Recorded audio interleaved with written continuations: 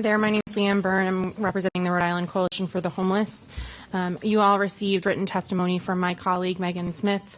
Megan is, in addition to working with us at the Coalition, is a case manager and works with folks who are chronically homeless and often accompanies her clients to municipal court where panhandling violations are heard. So I hope you'll review her testimony because her personal experience with constituents facing panhandling violations is very apropos to this bill and is our major concern and our reason for opposing.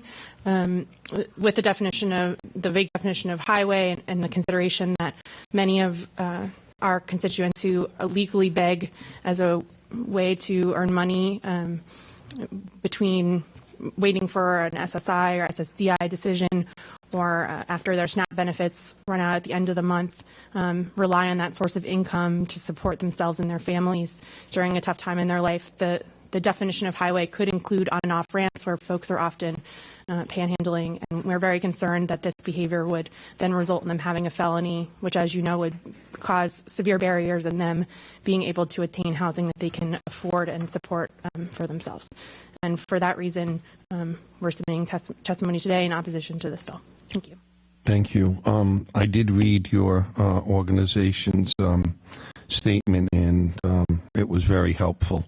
I think what I would like to say, because I did sign the bill, and Senator Raptakis and I spoke about the bill, I think what we can all agree upon is that there's a safety element of this bill, but I think it works both ways.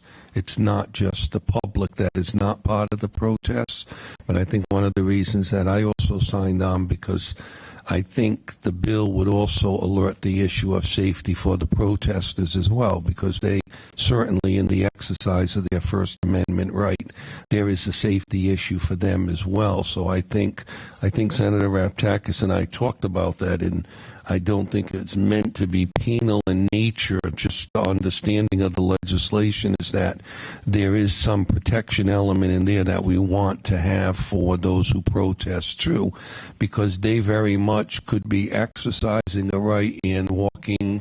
We heard, for example, in one of our first bills, the woman from Cumberland talked about someone innocently walking who was killed, and there was reference to a Ms. Brody from the New York Times talking about safe pedestrians throughout America. Well, in some instances, protesters obviously involve pedestrians, so they are entitled to that same safety, whether or not we agree or disagree with the issue at hand. So I think hopefully we can all work that together. Any questions for this witness?